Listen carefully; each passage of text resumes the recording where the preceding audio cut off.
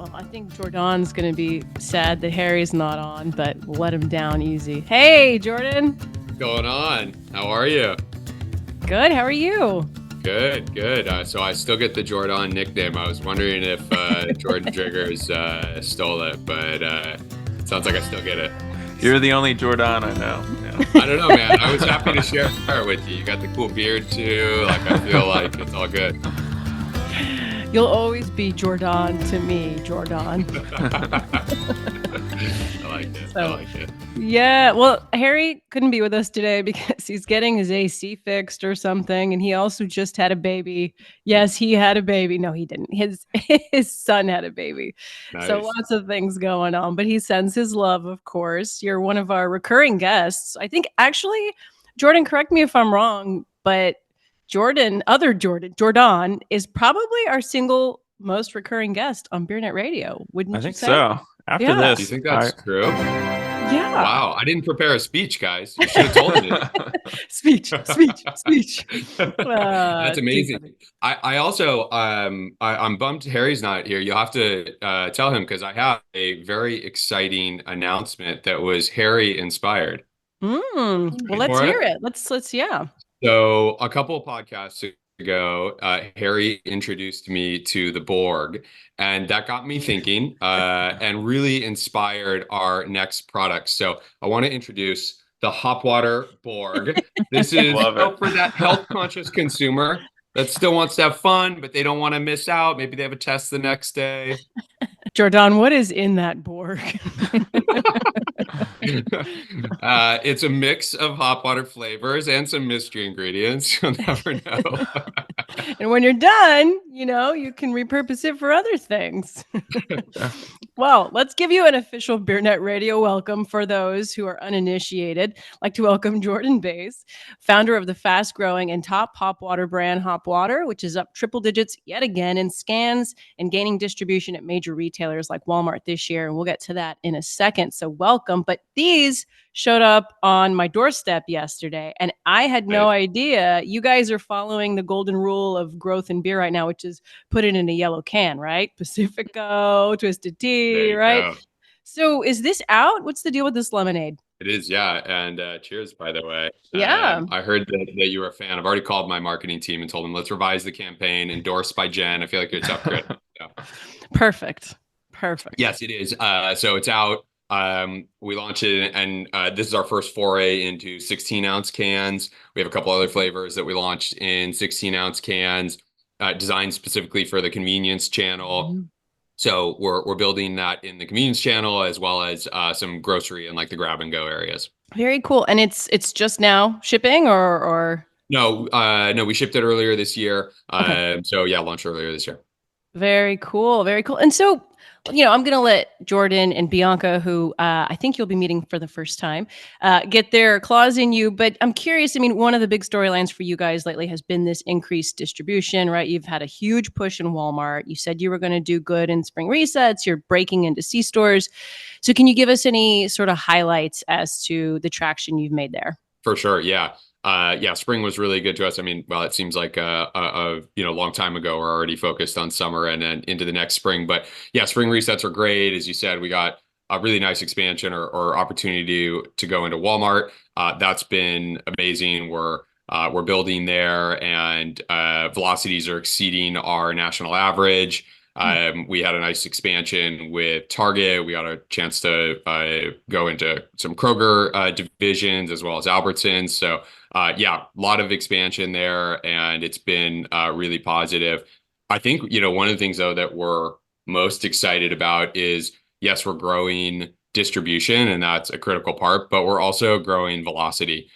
So if you look at our velocity this year from February to July, we've increased velocity on average by 11% per month, and our July velocities were 30% higher than dry January, which, dry January is, a peak moment for all NA brands every year. So we're feeling really good about both the distribution as well as the velocity expansion. Very cool. And how about C-stores? Because I know that's been a big push for you guys too. In some ways I would think that would be kind of a heavy lift because it's so competitive, right? And those cold doors are super hard to get. Are the retailers there seeing the value in this? For sure, yeah. And we're definitely expanding to C-store. We've taken like a really methodical approach. And to your point, before we put a ton of our resources, we want to make sure, and we ask our distributors and our retailers to believe in us. We want to make sure that we're getting the pricing right, the product offering, the promotions, all of that kind of stuff. So we took a regional approach to the test. We started in the Pacific Northwest, which is our top region, partnered with some retailers there and just started to kind of like test and learn, where do we sit best in the store? Where do we work? What's the price point, et cetera? And the good news is that we've exceeded both their and our expectations in terms of velocity. So we're expanding door count there. And then in 25, I'll expect to see us expand into new regions and continue to kind of roll out that test. Yeah, cool. And where do you guys fit best in the C-store? Yeah, so the tall can. So as you probably know, like, non-alc beer is pretty underdeveloped in the C-store channel. And but sparkling water and functional beverage are rapidly growing categories. So we'll put the 16 ounce in either the sparkling or the functional single doors where you can have singles. And we're seeing it work really well there. We also do put the 6-packs in the non-alc beer set for retailers that do have those. Got it. That makes sense. And then just one more super quick one. Yeah. It's a little bit, it feels like this question always comes up these days, and it kind of like putting a square peg in a round hole, or the other way around. D9, right? Obviously, I don't think you guys are doing D9, but are you having to compete with any of these D9 brands? And because I can see, in some bodegas and things like that, when you talk about the single serves, sometimes we're seeing those kinds of brands there. Are you having to sit next to them on shelf? Does it cause you any, concern? It's not really something that is concerning for us or that we're competing against directly. So I'd say no. Okay, cool. All right. Jen's last question there. I mean, cannabis and hops are kind of similar, right? Have you ever thought about cannabis terpenes? Have we talked about this before? I don't know if we have, but terpene flavored water, or something more like a bud water, if you will. Has that ever crossed your mind, or something y'all have experimented with?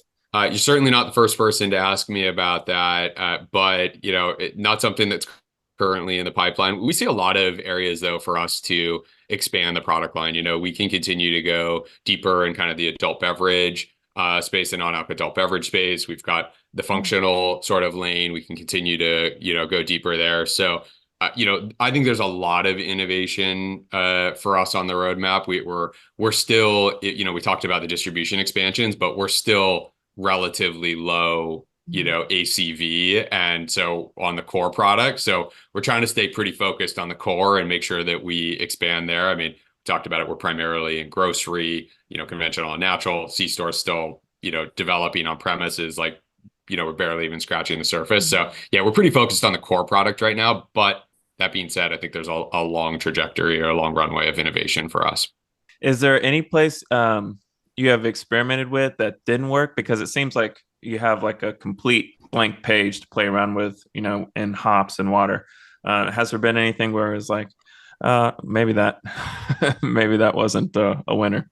We've stayed pretty focused, and we try to take like a pretty methodical approach. I mean, I talked about kind of with C-stores, instead of just like trying to just jump in full force, we try to kind of like do some type of test where we can get some data and then expand from there. We leverage our online platform for some of that too. Like, so for example, with flavors or innovations, we'll typically launch them online. And we have kind of this like proprietary digital testing process that we use to validate whether that product is going to work and whether that's also going to translate to retail. So, for example, we talked about Walmart earlier. We launched our Ruby Red grapefruit flavor with them, and we wanted to put our best foot forward. That was a flavor that we tested online. It was our best tested flavor ever online. We then launched with Walmart, and it's our second highest velocity product nationally, only behind our blood orange, which was like one of our original products and has been our highest velocity workhorse for a long time. So I think that's all to say that we try to be pretty thoughtful about our testing approach so that we don't have, take big shots that don't work. And the expansion into Walmart, Target, some of the other retailers you mentioned, how does it work? Do you have an expansion like just for the beer aisle, or can you roam around elsewhere in the store? Or is it like, okay, let's test out in beer, and then if that works, then maybe you can go over here. Can you kind Yeah. of walk us through that? Yeah, we are in other areas of the stores, and some partners will sit in the functional beverage space or the sparkling water space. But beer is our primary home. And that's where we're focused on building and expanding, and where the vast majority of our placements are. So yeah, beer's our home. That's our number one spot. I'm gonna piggyback off of Jordan's questions about kind of having the world is hop water's oyster, and you having like a lot of space to be creative. And so last year you had this co-branded campaign with Pacifico, I think at the Yep. fall. And so I think that struck me and Jen and Jordan as being unique, with this, hop water brand partnering with an alcohol brand. And I think at the time you said it was kind of inspired by, all the stats that everyone in the NA industry loves to cite, that people are drinking these beverages at the same occasions that they're Yep. drinking alcohol. Yep. And so how did that campaign play out? Like, what's the learning there? And any plans for anything similar this year? For sure. Yeah, good question. And I'm sure you're referring to, 80% of our consumers consume alcohol. There's a great stat, which I can come back to more of, like 58% of consumers switching between full strength alc and non-alc in the same occasion, which I can come back to because I think there's an interesting point there too. But yeah, the Pacifico campaign was amazing. It was our most engaged with social content ever. I think the brands are just, very like-minded in that, targeting an outdoor kind of active lifestyle consumer. And so worked really well with our retailers. And not only did it work well there, but it's kind of like an example of doing good by doing, or doing well by doing good. We partnered, I don't know if you remember, but that was at the time when Hawaii was just devastated with wildfires. And so we partnered with Pacifico and created a co-branded piece of merch, this awesome shirt. We sold it. All the proceeds went to the Maui Strong Foundation. So we were able to donate thousands of dollars to support the recovery in Hawaii, which was pretty cool. But yeah, we're continuing to do partnerships like that. So earlier this year, we partnered with the brand Toast, which is a non-alc wine brand, part of the Constellation Venture portfolio also. And that worked really well. We did like split end caps across the country. We just got off of just wrapped up a partnership where we had branded Yeti coolers all around the country. We increased that summer program versus last year by 100%. So we doubled what we did this year. We put 50,000 incremental cases of hop water on the floor, which was amazing at retailers. And we're continuing to do those. We have one coming up in the fall. We're partnered with a company, Solo Stove, that makes kind of like the portable fire, like, stove, or like fire pits rather. And we'll do the same. We'll be kind of all around the country there. So yeah, maybe a long answer to your question, but it was really successful. I guess my other question is, hop water is positioned on shelf next to NA beer, but is it being consumed in the same occasion as NA beer? Because I know for me, I kind of drink it as a lunchtime beverage rather than like after work. Yeah. So, like, who's the hop water consumer? Is it different? Has it evolved at all as the products become more mainstream? Yeah, that's a great question. So I think the short answer is yes, consumers are consuming it for that NA beer occasion. However, they're also consuming it for the lunchtime occasion that you talked about. And I think one of the things that's interesting, about our consumers, that when you look at the non-alc beer consumer, about 70% of those consumers are 45 and older. When you look at the hop water consumer, it's the exact reverse. 70% of our consumers are 45 and younger. So we're really resonating with that younger consumer. And not only that, but we're split about 50-50 male female. I think to your question there, when we first launched the brand, we thought it was going to be like surfer bros, like ourselves. And we were, pretty pleasantly surprised that it was split evenly between men and women. So we're definitely bringing, that younger kind of, diverse consumer to the beer aisle. Awesome. Are you a surfer bro, Jordan? I'm actually more of like a snowboarder bro than a surfer bro. Cool, cool, cool. Good to know. Well, I want to go back to, obviously, it's kind of an obvious question, but so Constellation does have a minority stake, right? Correct. How is that partnership evolving? And of course, everybody wonders, is this a path to full ownership? I don't know if there's anything you can say about that. Yeah, certainly won't comment on their behalf, but the partnership's been great. Continue to work together actively. I mean, they're probably the best CPG operators in the world. So having them in our corner to help with advice, input has been incredibly valuable for the brand. Something that we're grateful for the partnerp. Right, right, right. Who's your favorite person at Constellation? No, I'm just kidding. I mean, you can answer that if you want. Not going there. Nice.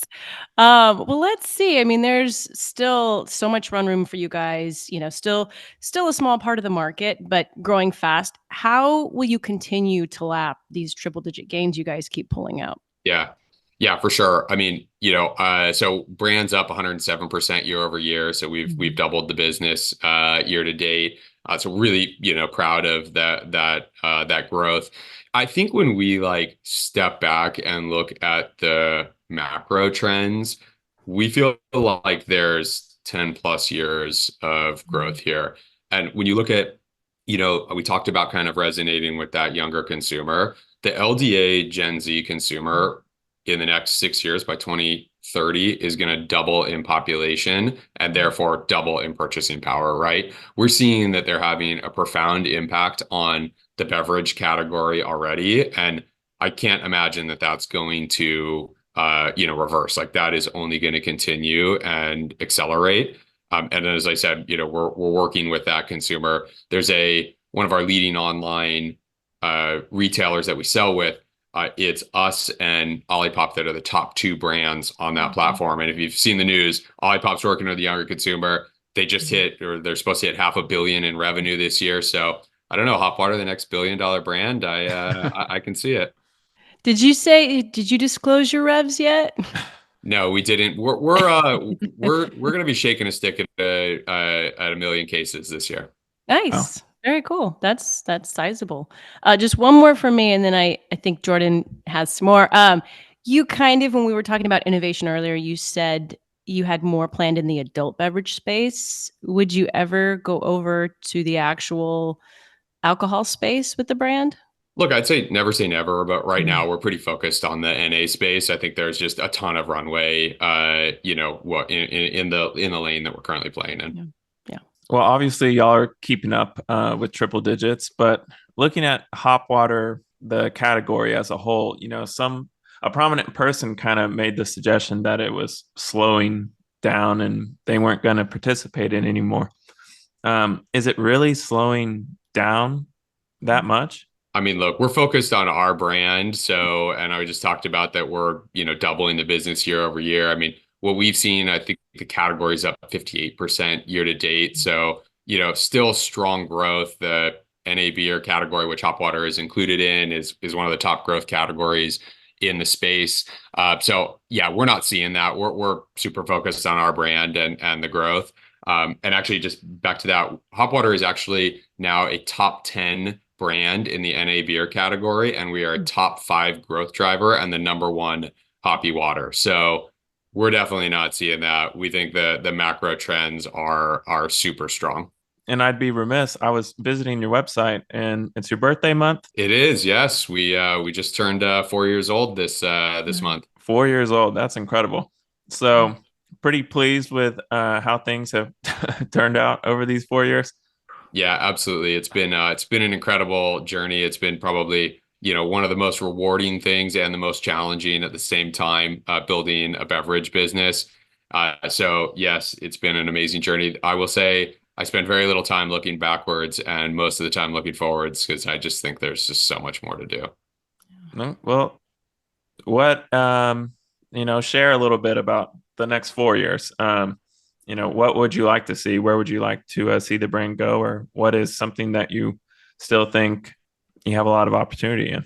Yeah, I mean, I think so we talked about, we're at probably like 20% ACV and MULO, like that.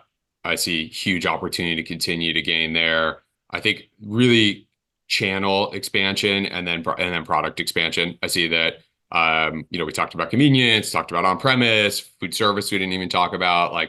So I see a lot of expansion there. And then, expect to see us to continue to innovate, within our current lane, but within adjacent lanes too. I think there's just a lot of innovation opportunity. So, over the next 4 years, I expect us to continue to build. Do you have anything bigger than 12 packs? How fast can people put away hop water nowadays? Do you mean how fast can they get one down? Not not a single one, but like a 6-pack. Does that last your average consumer a week, or is it a day? Yeah, we see. I forget the stat exactly off the top of my head, but a good majority of our consumers are consuming multiple a week and multiple in one sitting. So we see. 6-packs are obviously the dominant format for the beer industry, and we're conscious of space at our retailers and trying to be conscious there. And so we typically lean on 6-packs for our single flavors, and then we have 2 different variety packs for our 12 packs. But expanding into single flavor 12 packs that seems like a logical expansion for us in the future. Yeah, to that question, I do have to say, every time I'm drinking hop water, I'm like, can I drink 2 or 3 of these? Because am I going to overdose on ashwagandha and L-theanine? And you can drink as many as you want. You're all good. Jen, you in particular. Everybody else. You're the spokesperson, Jen. And I think maybe we should try that, how quickly we can drink one on the next pod. I need to prepare. Yes, that's a great idea. That's a great can do that. Or a Borg. The Borg. Yeah.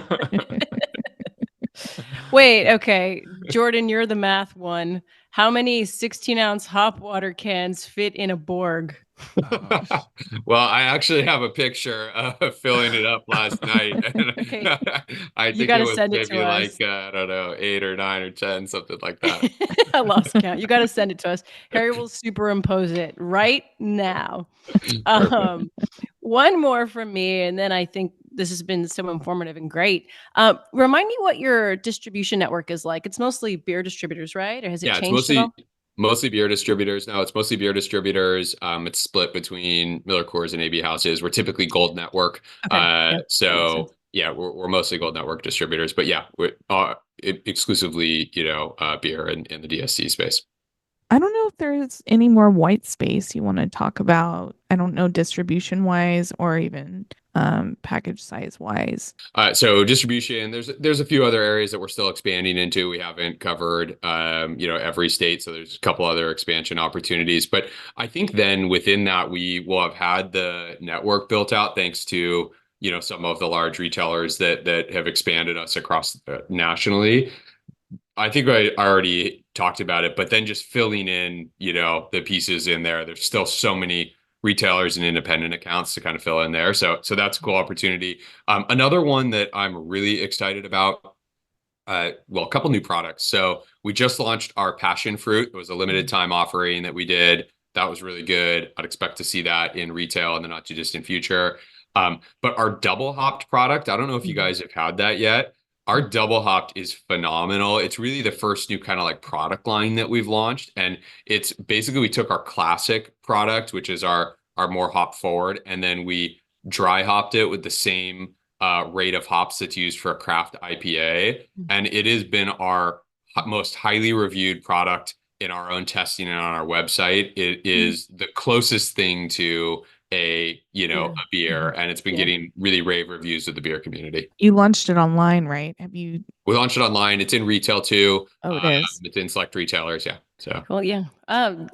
Cool. I saw the passion fruit can. It's really this cool ombre, right? And kind of matte. It's very cool. Yeah, I like that. Yeah. Good. Glad you liked it. Yeah, that was the first time we'd done that kind of new design. It was cool. Fortunately, they didn't let me do it because this is what I can. It's coming. You heard it here first, guys. Hop water bringing Borg to retail. There's one more question I have. We haven't gotten a lot of distributor acceptance. I mean, come on. They'll carry D9. They won't carry a Borg. Please. Yeah. Go into the milk aisle. Milk aisle. Very clever, Jordan. Come for big milk. Coming for Big Milk. Hey, yeah, Erwin Simon says beer is like milk. So there you go. I wonder if Erwin's mad at me for running that headline. I truly do wonder. Erwin, we love you. All right, yeah, very cool. Well, You said you have one more on everything. I forgot it already, George. Oh, sorry, the board got you distracted. Oh, no, and it did. No, now I remember what it is. Okay, is it pronounced hop water or hop water? You're doing the Jordan thing? Hop water. Hop water. we don't do the Jordan to everything. We keep it down the middle. Jen, don't mess with my brand. You can mess with my name. Don't mess with my brand. Yeah. Okay, fair Jordan enough. Bass Hop Water. Nice. Awesome. Well, appreciate you guys having me on. It's always really a pleasure to speak with you. Absolutely. You too. Cheers, and we'll check in again super soon. Cheers. Thanks, guys. See you later.